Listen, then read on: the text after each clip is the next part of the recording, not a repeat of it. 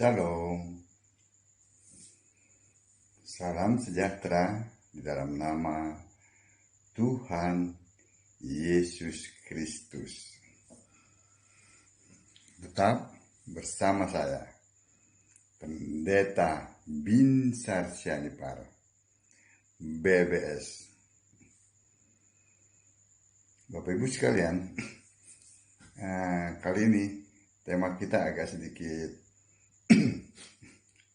berat ya. Nggak apa-apa ya, karena kita dibukakan pikiran oleh Yesus Kristus sehingga kita mengerti kitab suci. Berbeda dengan mereka yang para pendeta yang ratusan itu, ribu di luar sana, yang penyembah Tritunggal. Mereka tidak akan pernah bisa mengerti karena pikiran mereka tertutup. Kan Allah yang mereka sembah kan bukan Allah, sehingga mereka tidak dibukakan pikirannya. Nggak mungkin ya, kitab suci yang diilhami oleh Yesus lalu dibuka pikirannya oleh si Allah Tritunggal, Allah pribadi. Nggak akan mungkin. Oh ya, tema kita kali ini kematian Tuhan. Kalau mereka berpikir ya bahwa Yesus yang manusia itu 100% manusia katanya, dan 100% Tuhan. Nah, itulah pemahaman yang ngaco. Dan pada saat mereka ditanya, mereka tidak bisa menjawab. Bukankah Tuhan itu Allah? Tuhan Allah itu roh. Ya kan? Nah, ini kan manusia. Oke? Mari kita hanya mengupasnya, memahaminya dari Alkitab saja. Bukan dari teologi, bukan dari buku-buku filsafat, bukan kata bapak-bapak gereja. Ya, Tuhan kok bisa mati? Tuhan macam apa bisa mati? Itulah pertanyaan ya yang kecenderungannya mengolok-olok Tuhan orang Kristen bisa mati. Nah, itu katanya. Ya kan? Apa benar Tuhan bisa mati? Kan ini perlu penjelasan yang tidak bisa dijelaskan oleh para pendeta dan romo di luar sana itu. Mereka nggak akan bisa mengerti. Karena hanya ada satu ayat Alkitab yang menulis tentang kematian Tuhan. Terdapat dalam 1 Korintus 11 ayat 26.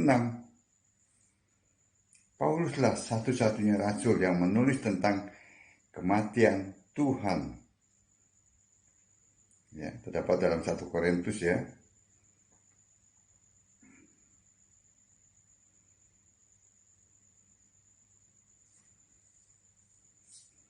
1 Korintus 11 ayat 26. Sebab setiap kali kamu makan roti ini dan minum cawan ini, kamu memberitakan kematian Tuhan sampai Ia datang. Hanya satu ayat. Ya.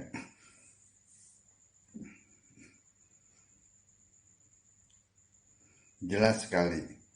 Paulus menulis tentang kematian Tuhan. Apakah ayat-ayat ini dalam Alkitab bertabrakan? Tidak. Tidak akan pernah ada ayat-ayat Alkitab yang bertabrakan. Yang bertabrakan adalah pikiran para pendeta di luar sana. Karena tidak bisa menjelaskan. Paulus yang menulis dalam 1 Korintus 11 ayat 26 ya, yang mengatakan tentang kematian Tuhan, juga Paulus yang menulis dalam Efesus 2 ayat 15. Sebab dengan matinya sebagai manusia, kalau tadi kematian Tuhan kan, kalau yang sekarang, sebab dengan matinya sebagai manusia, ia telah membatalkan hukum Taurat dengan segala perintah dan ketentuannya. Jadi kalau dalam Efesus tadi, Korintus itu, 1 Korintus 11 ayat 26, itu Paulus menulis tentang kematian Tuhan. Tetapi dalam Efesus 2 ayat 15, dia menulis tentang kematiannya sebagai manusia. Ya. Dia telah membatalkan hukum Taurat dengan segala perintah dan ketentuannya. Nah, baik kematian Tuhan maupun kematian sebagai manusia, Paulus berbicara mengenai tokoh yang sama, yaitu Yesus.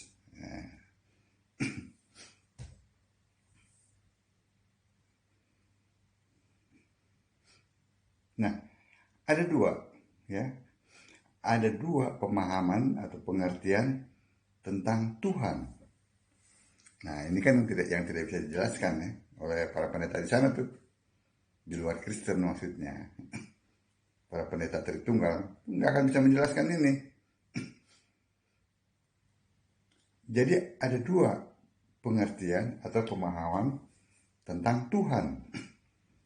Yang pertama, sebagai roh. Maka Tuhan adalah Allah. Ya, Yohanes 1 ayat 1. Allah adalah yang duduk di tahta sorga. Sedangkan firman adalah Allah yang berkarya. Firman itulah Tuhan, yaitu Allah yang berkarya. Dalam hal ini, Tuhan harus roh. Nah, Allah yang berkarya itu adalah firman. Ya, itulah Tuhan. Dalam hal ini Allah yang berkarya itu, yang adalah Tuhan, yang adalah firman, itu harus roh. Ya, yang pertama, Allah berkarya, yaitu Tuhan, dan itu harus roh. Ya, yang pertama. Yang kedua, dia memakai nama Tuhan yang ditulis oleh Lembaga Alkitab Indonesia dengan Tuhan, huruf besar semua, terjemahan dari Yahweh. Kalau tadi firman, ya, terus dia memakai nama Tuhan. Ya. Lalu Yesus tubuh kemuliaan setelah dia bangkit. Ya, dia memakai nama Yesus ya. Dan itu tetap roh. Dan yang keempat, ya, firman yang berkarya yang adalah Tuhan, ya, Allah yang berkarya yang adalah Tuhan, dia memakai nama anak domba. Tetap dalam kondisi roh. Jadi firman, terus Tuhan, ya, Tuhan Tuhan, huruf besar semua, Yesus tubuh kemuliaan, dan anak domba, itu semuanya dalam kondisi roh. Tuhan itu adalah Allah yang berkarya. Nah, yang kedua,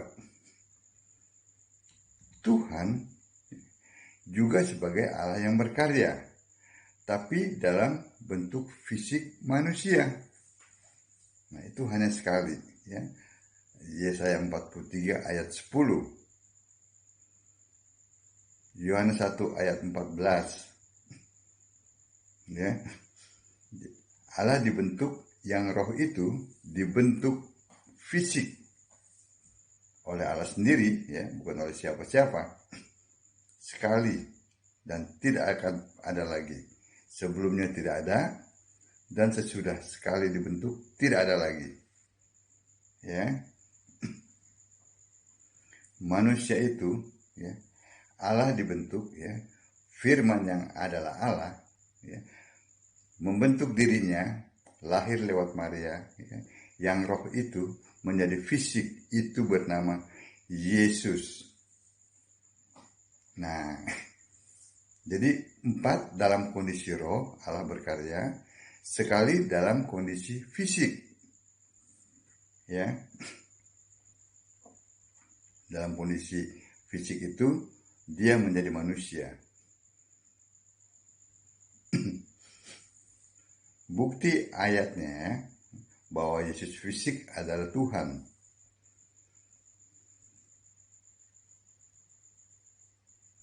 Dalam arti apa? Allah yang berkarya. Allah berkarya, ya, dalam kondisi fisik. Nah, itulah yang disebut Tuhan, ya. Yohanes 13 ayat 13. Yesus sendiri berkata langsung, sebab memang akulah guru dan Tuhan. Itu penjelasannya, bukan tafsir ngarang bebas. Yohanes 14 ayat 8 dan banyak ayat lainnya. Filipus berkata, Tuhan, tunjukkan Bapa itu kepada kami.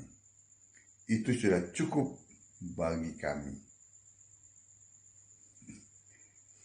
Bapak, Ibu, Saudara sekalian yang diberkati Allah untuk setiap perbuatan baik. Paulus tidak salah dengan mengatakan kematian Tuhan. Karena memang Yesus fisik, manusia itu mati disalib. Itu memang Allah yang berkarya menjadi fisik manusia, yaitu Tuhan. Allah yang roh membentuk dirinya menjadi fisik, ya, menjadi manusia.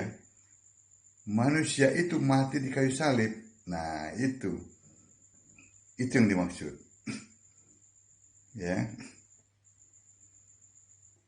Kenapa? Karena memang Yesus manusia itu yang mati di kayu salib. Itu adalah Allah yang berkarya dalam bentuk fisik manusia.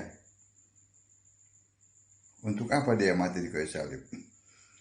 Untuk sebagai tebusan manusia berdosa.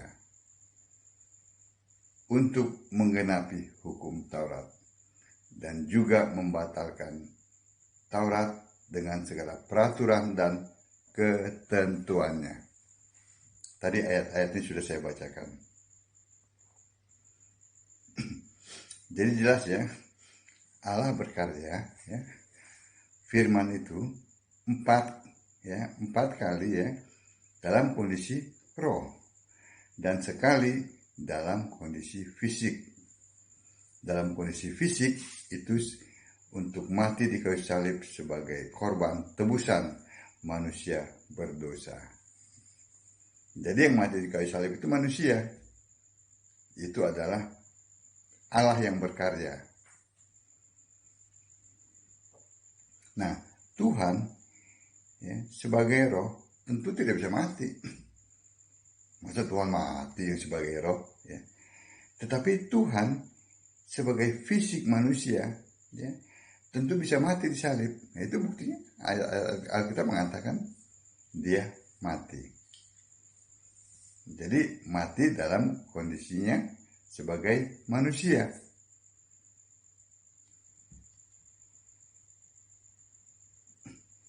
Nah, Tuhan di Perjanjian Lama adalah juga Tuhan di Perjanjian Baru. Sama.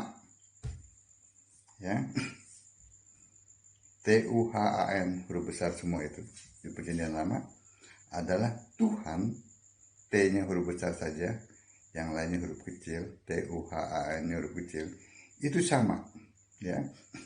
Ulangan 6 ayat 4 dituliskan, Tuhan, ya, Tuhan huruf besar semua, terjemahan dari Yahweh. Sedangkan Markus 12 ayat 29 ditulis Tuhan, T-nya aja yang huruf besar, UHAN-nya huruf kecil. Kedua ayat ini saling berhubungan, ya. Lukas 4 ayat 18 ditulis Roh Tuhan. Sedangkan di Yesaya 61 ayat 1 ditulis Roh Tuhan Allah. Jadi sama saja dengan Roh Tuhan. Hakim 3 ayat 10 dan 1 Samuel 16 ayat 14. Tuhan di perjanjian lama selalu roh. Kenapa? Ya karena dia belum membentuk dirinya menjadi manusia. Ya. Jadi pada saat dia memakai nama sebutan firman, juga dengan Tuhan, Tuhan huruf besar semua, ya, itu roh, bukan fisik, ya. Nanti setelah firman itu menjadi manusia, nah itu fisik, ya. Bapak, Ibu, saudara sekalian yang bersuka cita, karena nama kita telah tertulis dalam kitab kehidupan, tidak perlu bingung. Tuhan kok bisa mati? Tuhan kok mati maksudnya? Ketika kita sudah tahu bahwa Tuhan itu selain dalam arti roh, bisa juga, ya, dalam arti Allah yang berkarya sebagai fisik. Ya kan dia lahir sebagai manusia. Yang roh membentuk dirinya menjadi fisik. Lahir lewat perawan Maria. Yang pertama Yesus, lalu mati di kayu salib. Nah, yang mati di kayu salib itulah manusia, ya.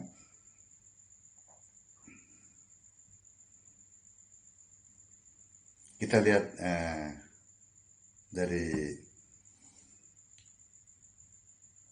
nanti saya lihat dulu.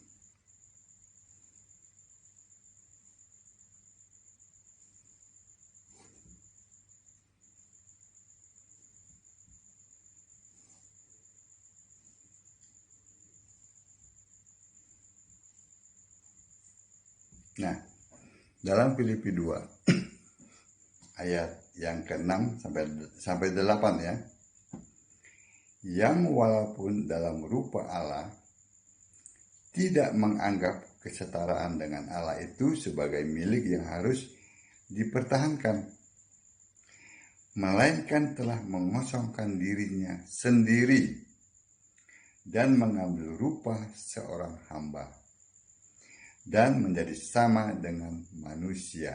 Itu Yesus, ya. Ayat yang ke-8 dari Filipi 2. Dan dalam keadaan sebagai manusia, ia telah merendahkan dirinya dan taat sampai mati, bahkan sampai mati di kayu salib. Nah, jelas kan? Yang mati itu adalah manusia. Allah berkarya, ya, firman menjadi manusia. Manusia itu mati di kayu salib. Nah, itu Allah yang berkarya. Itu adalah Tuhan. Jadi Allah berkarya dalam 5, ya. 4 dalam kondisi roh dan 1 dalam kondisi fisik. Nah, yang mati itu, ya, adalah Allah yang berkarya yang disebut Tuhan. Ya, ada Yohanes 13 ayat 13 tadi itu, ya. Jadi yang mati itu bukan Allah yang roh, bukan Tuhan yang roh, melainkan Allah yang membentuk dirinya menjadi manusia. Nah, manusia itu yang mati di kayu salib. Lalu pada hari yang ketiga dia bangkit. kembali menjadi roh. Setelah menunjukkan kebangkitannya selama 40 hari, dia kembali ke surga sebagai firman, sebagai Allah. Dan sekarang bernama anak domba. Nah itu, jelas bukan?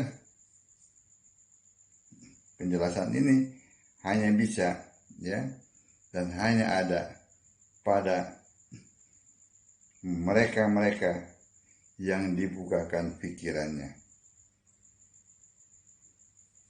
oleh Yesus, karena Yesuslah yang mengilhami penulisan Alkitab, sehingga hanya Yesus yang mampu membuka pikiran dan kita bisa mengerti kitab suci. Tidak ada tuh kamu sesat karena tidak mengerti teologi. Kata Yesus, kamu sesat karena kamu tidak mengerti kitab suci maupun kuasa Allah. Amin.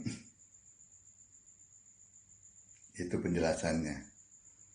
Ya, bahwa Tuhan yang dimaksud di sini adalah Allah yang berkarya.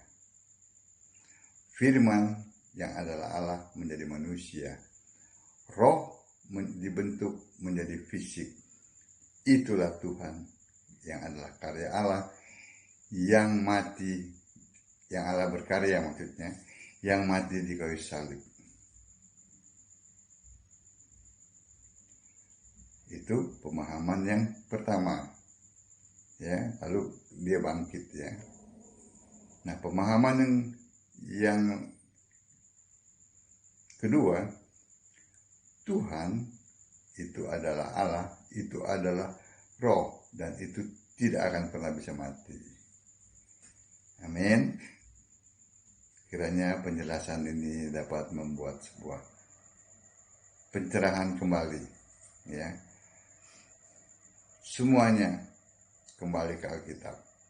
Semuanya ada jawabannya di Alkitab, kitab suci, dan tidak ada di buku-buku teologi maupun filsafat. Amin. Baca Alkitab, sembahlah Yesus sebagai satu-satunya Tuhan Allah yang benar, Allah penuh hikmat, Allah segala masa, sebelum segala abad, sekarang dan sampai selama-lamanya. Amin. Shalom.